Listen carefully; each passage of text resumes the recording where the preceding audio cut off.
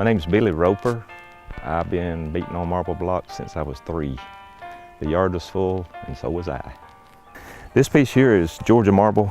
It's nearly white. It's got gray in it. But the idea is that it's an empty wound. That wound can get empty in a lot of ways. It can never have been full, ever.